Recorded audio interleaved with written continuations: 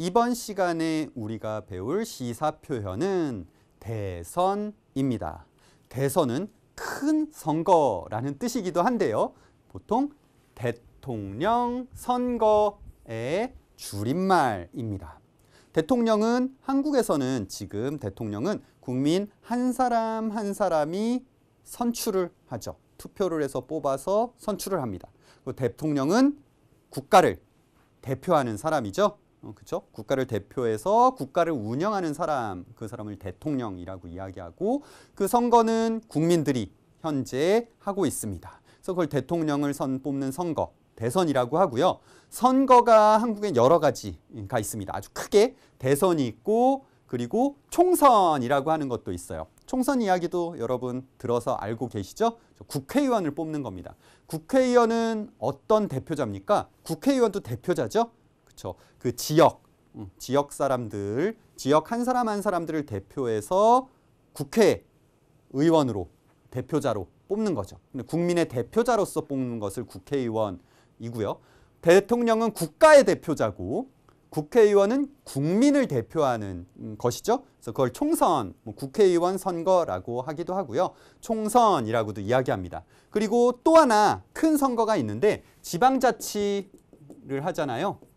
한국은 지방자치를 하기 때문에 지방자치를 할 때 지자체장이죠. 시장이라든지 군수 같은 장을 뽑거나 지방의회가 있습니다.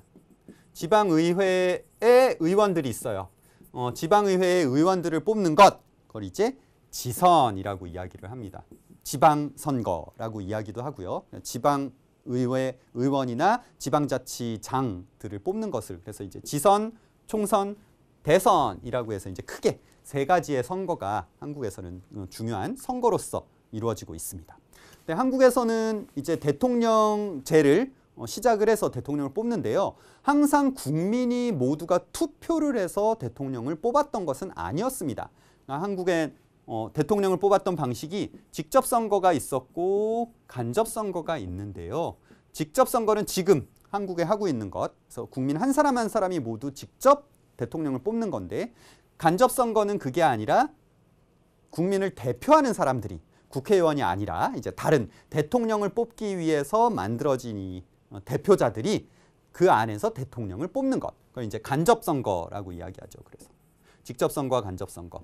한국에 옛날에는 간접 선거로 이루어진 적이 있습니다. 근데 이제 87년도 이후에 여기 있죠. 87년도 이후에 민주화가 이루어져서 직접 선거가 만들어졌죠.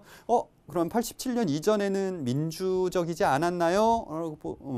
맞아요. 87년 이전까지 독재 국가였죠. 한국도. 군부 독재라고 이야기했어요.